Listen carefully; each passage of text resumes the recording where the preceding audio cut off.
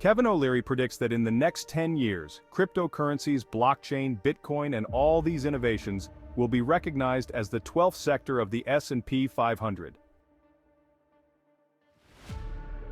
He describes a scenario where he imagines a wealthy sovereign wealth fund from the Middle East, managing $500 billion. This fund doesn't need any more oil investments as it already has sufficient reserves, explains O'Leary. So the fund turns to an index provider and says, "Give me the S&P 500 without the energy sector and the airlines." According to him, the industry sees a capital flow that is constantly moving, 24/7. There are billions of dollars just waiting to be invested, reports O'Leary, despite all the excitement about Bitcoin, the innovative blockchain technology, and the associated promises of increased productivity. The large capital pools, the so-called trillion-dollar pools, are extremely hesitant about their involvement in crypto. They own practically nothing, he adds. This is predominantly a game for wealthy individuals, hedge funds, and small investors. But O'Leary believes that this will not remain the case. What we are currently lacking is clear political direction, he says. When we finally have the policies and the regulators step in, that's a positive development. O'Leary predicts that capital flows into this emerging sector will increase at an unprecedented rate. For investors who take action now, it's a unique opportunity to gain a decisive advantage, before a huge wave of interest arises when politicians jump on the bandwagon.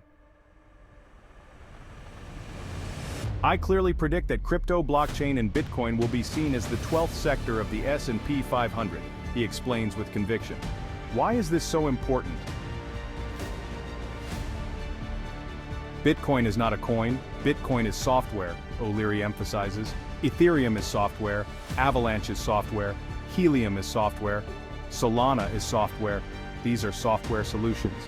The brightest minds in the world are working on blockchain today, bringing innovations to financial services, which is most likely the largest sector on Earth.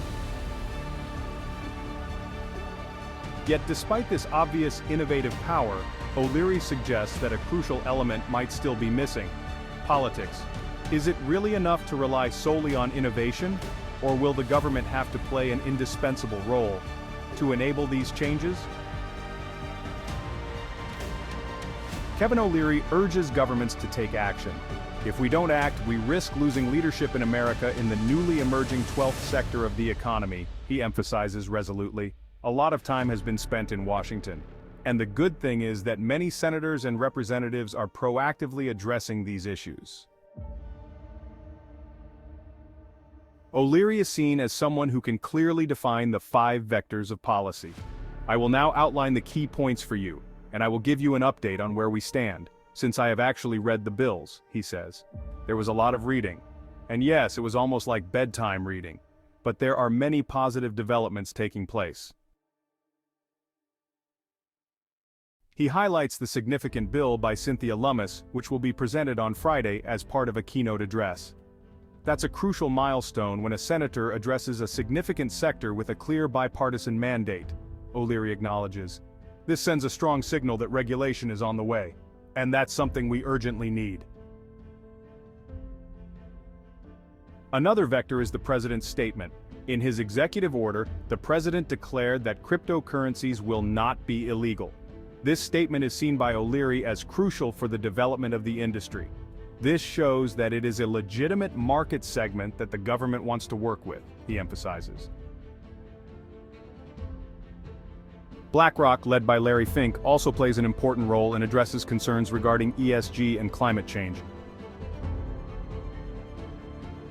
O'Leary highlights that a new bill, introduced last night, is only 2 pages long.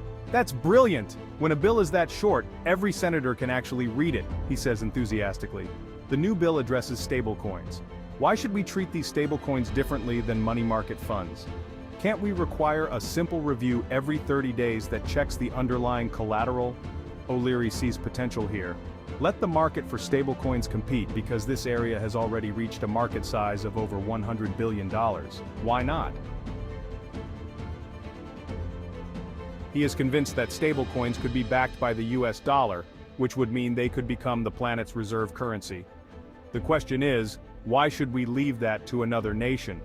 We must not lose such an innovation, he says resolutely.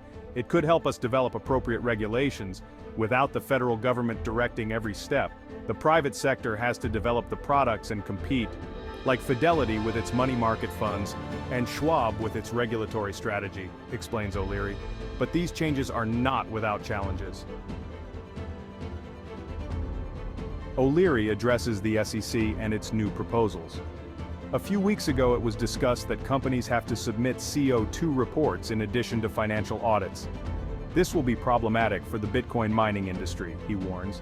The Bitcoin mining industry claims that it can be climate neutral by buying carbon offsets. The problem is that verifying the effectiveness of these offsets is so inaccurate that most likely no auditor would sign off on these statements, O'Leary explains. If these policies are implemented, it could have negative effects on the mining sector. Despite the challenges, O'Leary sees light at the end of the tunnel. However, there is a new approach, he explains. The next generation of miners is using renewable energy sources like hydropower, wind, and solar power. This could revolutionize mining and be environmentally friendly at the same time, he highlights. A lot of capital has been invested in the development of renewable energies. And there is the possibility that Bitcoin miners will use the energy needed for mining, says O'Leary. If there is political support, it could mean that significant investments will flow into this technology in the coming years. He remains optimistic. If politicians finally create the right environment to promote Bitcoin as an institutional asset class, the industry expects a huge inflow of capital, O'Leary predicts. We're talking about trillions of dollars ready to go.